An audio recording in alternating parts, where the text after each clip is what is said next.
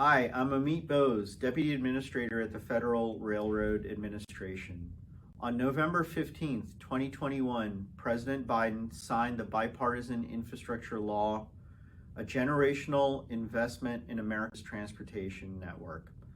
It will allow the nation to modernize its infrastructure, making it safer and more resilient. It will make our transportation systems more equitable and help fight climate change. It will create good-paying jobs and lay the foundation for America to compete and win in the 21st century. The Bipartisan Infrastructure Law provides never-before-seen funding amounts for rail in America.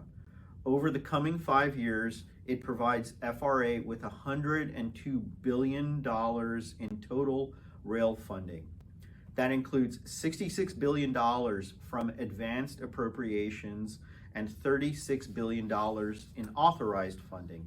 As part of this funding, FRA will greatly expand existing competitive discretionary grant programs, substantially increase the Consolidated Rail Infrastructure and Safety Improvements Grant Program, also known as CRISI, by $2 billion a year, provide $43.5 billion over 5 years for an expanded Fed-State partnership grant program that will include at least $24 billion for the Northeast Corridor and $12 billion for the rest of the country.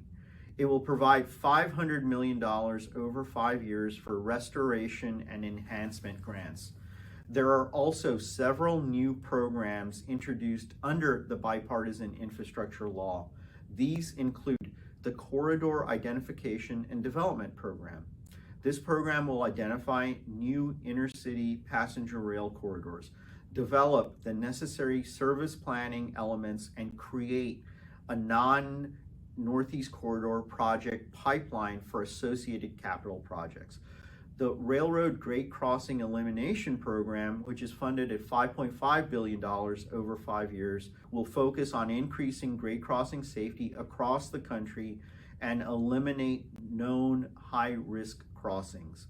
The Interstate Rail Compacts Grant Program is funded at $15 million over 5 years. It will provide funding for systems planning, including studying the impacts on freight rail operations and ridership. This is such an exciting time for me to be back at FRA and Department of Transportation. I am honored that President Biden and Secretary Buttigieg have entrusted me to serve in this position at the Federal Railroad Administration at such a pivotal time in our agency and industry's history, and that they are entrusting FRA with these taxpayer dollars to advance railroad safety, state of good repair, restoration, and expansion. Over the coming weeks and months, FRA will hold initial listening sessions about broad industry needs. In the future, we plan to conduct additional sessions on specific grant programs. The goal of these sessions is to hear about the challenges faced with prior FRA grant programs and best practices to model for success. We want to ensure that we are administering the funds in the most equitable way possible. Although we can't change the eligibility requirements, we want to provide the necessary support to our stakeholders. The initial listening sessions will start in the next few weeks, with the focused listening session starting the first quarter of 2022. FRA also plans to hold educational sessions to provide information on the grant application process. We especially want to reach those who have never participated in FRA's prior grant opportunities. Anyone can join and ask questions at these educational sessions.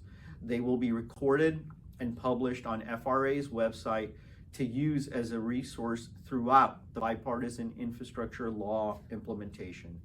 These grant application process educational sessions will begin in the first quarter of 2022. After we've collected comments and input, FRA will re-engage in a second round of outreach. This step will happen in the second quarter of 2022, once we have incorporated feedback and insights from our earlier sessions. Be on the lookout for announcements about engagement opportunities.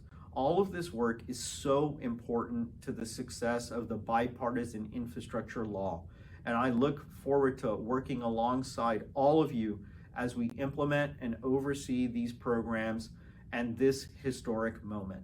Thank you.